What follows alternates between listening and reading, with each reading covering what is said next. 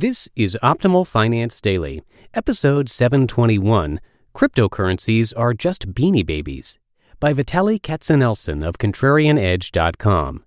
And I am Dan, your host here on the show. I'm here every weekday reading to you from some of the best personal finance blogs on the planet, and I hope your week is off to a great start. Before we get to our post today, a big thank you to DesignCrowd for their support.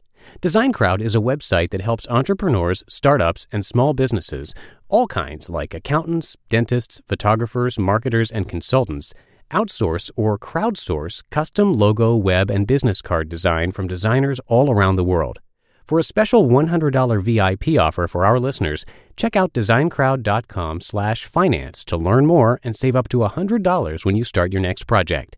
That's DesignCrowd, DesignCrowd.com/finance, or simply enter the discount code FINANCE when posting a project on DesignCrowd.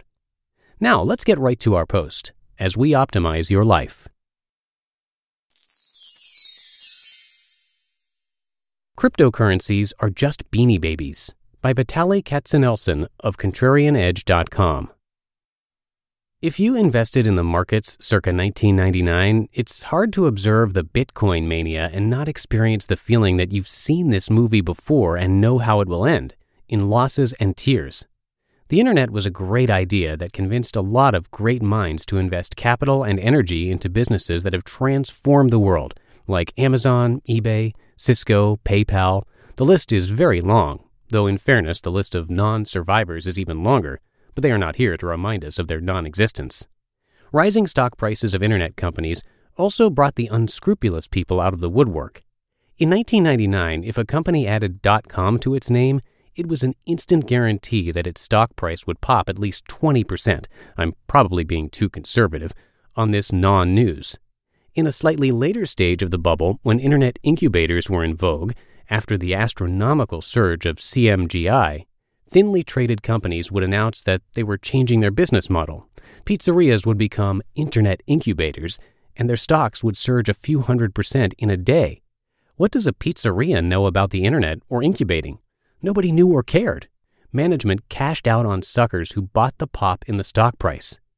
As I am writing this, I just got an email from a friend who forwarded a press release. Quote, Long Island T Corp rebrands as Long Island Blockchain, end quote.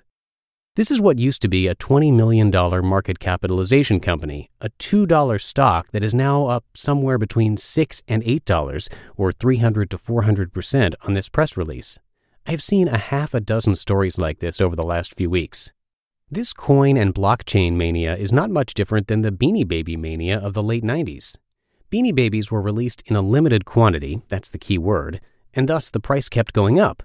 The Beanie Baby company kept making new limited editions that sold for hundreds, if not thousands of dollars. Some were collector's items, as though Vincent van Gogh had graced them with his brush. Predictably, that fad ended just like thousands of others. It went from hot to cold. At some point, someone realized that a $100 stuffed doll is not much different from the $2 one you can buy at a flea market.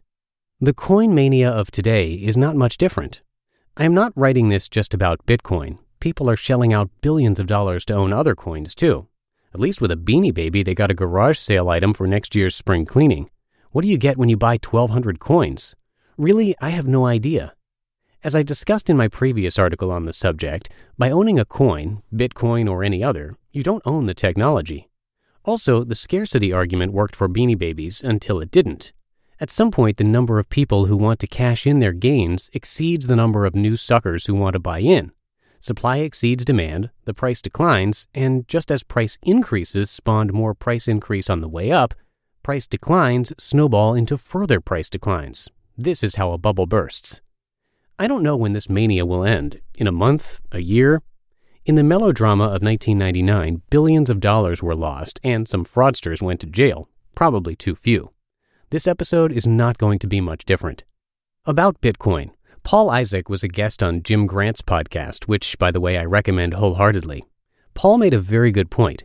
Bitcoin as a technology is version 1.0. It is not very efficient and it's slow. Future blockchain innovations will be much faster and much more efficient. I read that mining Bitcoin consumes the energy equivalent of a small country like Denmark. So if you are attracted to Bitcoin because it's a currency, know that it's not even a good one. Future ones will be better, and maybe that is why we have 1,200 other ones competing for the title of Bitcoin 2.0. A bubble is usually a good thing taken too far. As I say this, I still cannot grasp what is so great about tulips or Beanie Babies. The internet was an incredible invention, and it has transformed the global economy. But first, it brought us a bubble of enormous proportions, which painfully burst, because that is what bubbles do. This coin bubble is going to inflate, and then it will follow the script. Why am I spilling digital ink on Bitcoin and other coins? I know how this movie will end, and this knowledge brings a weight of responsibility. People will be hurt by this mania, and many of them will not be able to afford their losses. A friend told me a story about a person who ordinarily would not qualify for a $150,000 mortgage, borrowing that amount to buy Bitcoin. I have a feeling this is not an isolated story. I saw many people destroy their wealth during the dot-com bubble, though at first their wealth tripled or quadrupled. And this time is unlikely to be any different. If the fear of missing out is too strong, treat investing in Bitcoin like you do gambling. Gambling, especially playing the slot machines, is not a rational endeavor if you look at it only from a financial perspective. The odds are clearly against you. If you play long enough, you're destined to lose. That's why casinos don't have windows and it's hard to locate an exit. Millions of people gamble every day. They are not all financially illiterate. They find non-financial entertainment value in the possibility that luck may be on their side during their short encounter with the slot machine. However, rational people don't pour their life savings into slot machines. They gamble with as much as they can afford to lose. So instead of treating Bitcoin as investing, treat it as gambling. If you treat Bitcoin as a gamble and make money, you'll have something to brag about at the next Christmas party. And if you lose, you'll at least be at the Christmas party and not homeless, hugging a trash can on the street. You just listened to the post titled Cryptocurrencies Are Just Beanie Babies by Vitaliy Katsenelson of ContrarianEdge.com. And thank you again to DesignCrowd for their support. DesignCrowd has over 650,000 designers from Sydney to San Francisco ready to help you with awesome creative ideas. Get the perfect custom design every time. It's simple. Just post a brief describing the design you need. Then DesignCrowd will invite its designers to submit, and within hours, you'll receive your first design. Over the course of 3 to 10 days, a typical project will receive 60 to 100 or more designs from designers all around the world, and then you pick the best design and approve payment. If you're not happy, no worries, because DesignCrowd has a money-back guarantee. So try it out. You can crowdsource just about any creative project on DesignCrowd. And for a special $100 VIP offer for our listeners, check out designcrowd.com/finance to learn more and save up to $100 when you start your next project.